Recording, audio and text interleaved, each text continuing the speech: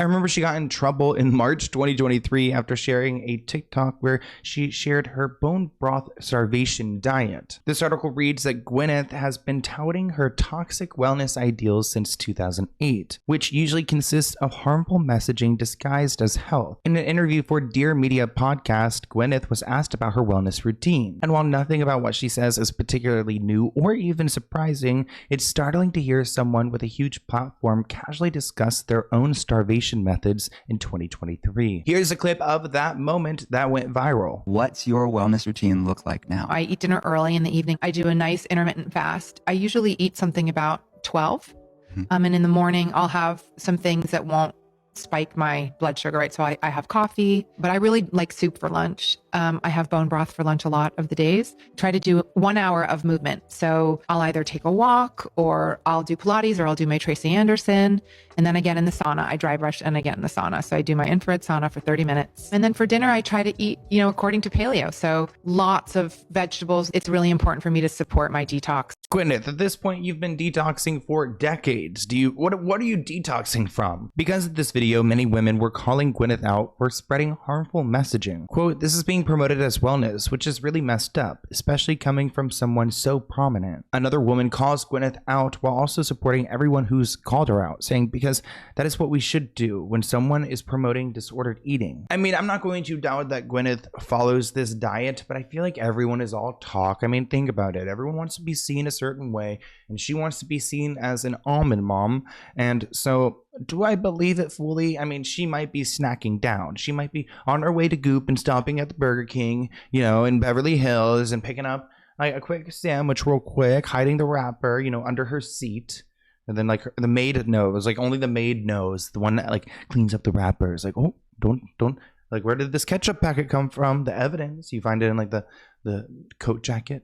I can imagine her sneaking around snacking, because that's exactly what I do. This person commented, "Almond mom realness." Another person wrote, "the mother of all almond moms." And then another person asked, "So no food?" Another person questioned, "So coffee and bone broth are meals now?" Another person writes, "This is a roundabout way of saying that she's on a liquid diet." Another person asked, "So she breaks her fast with bone broth?" If you guys haven't heard the term almond mom, it's typically something to describe someone from a previous generation who was raised in a household where women were almost expected not to eat or to eat very little. And while there are a lot of people who still exist in this way, it's kind of just like a running joke online if you aren't familiar with that term. I did not think Gwyneth could get any more dangerous to the public, but then she posted this. What I'm hearing is that she eats nothing for breakfast, just black coffee until noon, then has bone broth for lunch, which clocks in at a measly 40 calories per cup, then does a whole hour of exercise, 30 minutes of sweating in a sauna, and then has some vegetables for dinner to support her detox. An 18-hour fasting window is often far too long for healthy females to help support normal reproductive function. Bone broth, vegetables, and maybe some paleo protein in there, whatever the that means, is generally going to make up such a small fraction of the calories that an active woman needs to thrive. Now, this bone broth situation is nothing new when it comes to Gwyneth. In August 2005, she was quoted saying, "I'd rather die than let my kid eat cup of soup." In April 2011, she was quoted saying, "When I pass a flowering zucchini plant in a garden, my heart skips a beat." Ooh, she really likes her zucchini. She's so freaky, I don't know what she's doing to that zucchini. In April 2011, she was also quoted saying, "We've got a wood-burning pizza oven in the garden, a luxury, I know, but it's one of the best investments we've ever made." Which, okay, she does eat. Look, she's got a wood-burning pizza oven, so she's eating something. At the iTunes Festival in 2011, she was quoted saying, "I'd rather smoke crack than eat cheese from a tin." Which, I get it, she's trying to eat organic and clean, but also don't, disparage the people who can't afford that kind of privilege. Like, we get it, you eat your salads, like, let us eat our McDonald's in peace. In January 2013, she was asked what would she want for her last meal. She says oysters and cocktail sauce, and then baked stuffed lobster and French fries. I'd have a baguette and a cheese course for my dessert and red wine. I drank like crazy when the kids were babies, so how else could I get through my day? Which honestly, that sounds so good because I love oysters. I love lobster. See, she's got taste when she's hungry. In April 2016, she was quoted saying, "You know, crack might be extreme, but spray cheese is not my kind of party." In the WSJ magazine in December 2018, she was quoted saying, "That was the beginning of people thinking I was a crackpot. Like, what do you mean food can affect your health? You effing psycho?" Gwyneth said of the 2008 launch of her lifestyle blog Goop.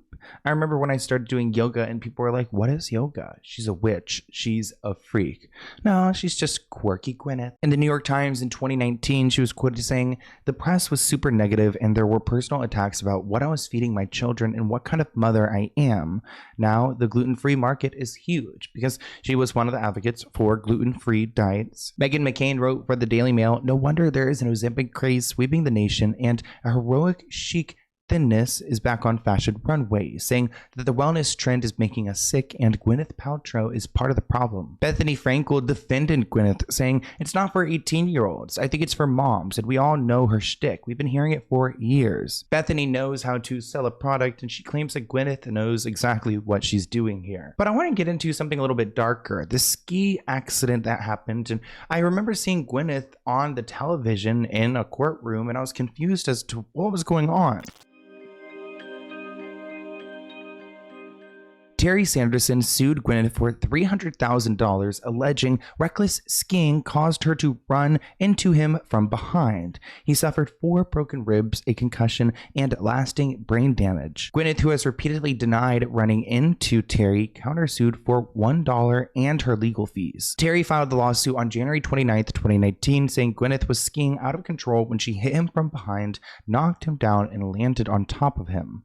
He said after the collision, the actor got up and skied away and did not offer any help. He was seeking more than $3 million at first, but then amended it to $300,000. And it took him 3 years to file the lawsuit because he claims his legal team could not come to a resolution after meeting with Gwyneth and her attorney. Now, in February 2019, Gwyneth responded to his court filing, saying that he was responsible for the collision and was trying to exploit her celebrity and wealth. She claims that she was on a vacation trip with her children and on a beginner run at a ski resort when she says Terry smashed into her from behind and delivered a body blow. Terry apologized to her and was fine, according to Gwyneth's filing. She said that she was so shaken by what happened that she stopped skiing for the day. Both Terry's lawsuit and Gwyneth's filing cite an incident report filed by the Deer Valley ski instructor who was skiing with Gwyneth's son. The instructor said that Terry was the uphill skier and hit Gwyneth from behind, according to his report. The Deer Valley's website says the person ahead or downhill has the right-of-way. Gwyneth Paltrow's legal team made an animated video to argue their side of the story in court. It aimed to contradict the only eyewitness, who said it was Paltrow who skied into Terry Sanderson. It was like somebody was out of control and gonna hit a tree and was gonna die. And that's what I had until I was hit. He says he was left with broken ribs and permanent brain damage. Paltrow's lawyers have said that Sanderson has told an inconsistent story. They've called upon a physics expert who backed their version and used this animation to support testimony from her ski instructor. So Gwyneth was not going to give up and give in to this Terry guy. Terry says that Gwyneth had been making short turns as she skied behind her children. The instructor, however, said in his report that he did not witness the collision, only heard Gwyneth scream and hit the ground. Now, this case went on for a long time, with opening statements happening in March 2023. Lawrence is Terry's attorney, saying that Gwyneth was not looking in front of her when she was skiing downhill, instead looking at her children. He said the sole eyewitness to the crash was Craig, an acquaintance of Terry's. Craig, who was in a group with Terry, testified that he was skiing down the run when he heard a scream and looked over and saw the skier slammed into the back of Terry. Which also, if you heard a scream, would the scream happen upon impact, or maybe she screamed prior if she was incoming to him? He looked over and he saw the skier slam into the back of Terry. He said that Gwyneth hit Terry so hard and bounced off of him. Craig said once he reached them, Gwyneth had gotten up and did not answer whether she was okay. He also testified that an instructor approached the group and yelled at Terry, who Craig said was face down in the snow. Gwyneth had left the scene for about 3 to 4 minutes after the crash without identifying herself or asking if anyone needed help. Craig said that Terry was out of it. He was just hit by Gwyneth Paltrow. I mean, bone, broth, and not, that's still a full human slamming into you. Saying that Terry was out of it and complained about his ribs. The instructor yanked Terry off of the ground and then left. Gwyneth's attorney, Stephen, disputed the claims and said in his opening statement that Terry caused the collision when he moved to avoid another skier and interlocked his skis with Gwyneth's. Stephen said after the collision that Terry apologized to Gwyneth and told others that he wasn't sure what happened. Gwyneth stayed at the scene until ski patrol came and asked Terry if he was okay. It was also alleged that Terry, who's now 76 during this trial, had ailing health before the accident, including dementia and partial blindness. So they said that Terry in his own right was going downhill anyways, that Gwyneth wasn't the fault of this. Now Gwyneth took the stand and told the jurors that Terry categorically hit her on the slope, declaring that is the truth. Here's a clip of Gwyneth telling the jury her side of the story. I was skied directly into by Mr. Sanderson. I was skiing and 2 skis came between my skis, forcing my legs apart, and then there was a body pressing against me, and there was a very strange grunting noise. So my brain was trying to make sense of what was happening. I thought, is this a practical joke? Is someone like doing something perverted? This is really, really strange. My mind was going very, very quickly, and I was trying to ascertain what was happening. I said, you skied directly into my back, and he said, oh, sorry, I'm sorry. Right. And that was you screaming at him while he's on the ground still. Right? I was yelling at him. Pretty loud. Pretty forceful. I was pretty upset. Now, Gwyneth says she apologized for her outburst, that she felt like this man was trying to touch her inappropriately. After the crash, she remained at the scene until the ski instructor came, and then she left. But Terry has a whole other story saying that he was sent flying down the slopes, but it was a serious smack and all he saw was a whole lot of snow. He recounted how a screaming woman was skiing out of control and hit him square in the back, and at times he became emotional during his testimony. His legal team said that he was having trouble focusing during his testimony because of the brain damage he suffered from the collision. There were a lot of viral moments from this court case. During Gwyneth's testimony, she was asked whether Terry prevented her and her family from enjoying a very expensive vacation, and she said, well, I lost a half day of skiing, so yes. Is it true that you feel it's unfair that Mr. Sanderson has brought this case against you? I do. Okay. And he has deterred you from enjoying the rest of what was a very expensive vacation? Well, I lost half a day of skiing. Ms. Paltrow, isn't it true that you've misrepresented a number of things today to this jury? Absolutely not.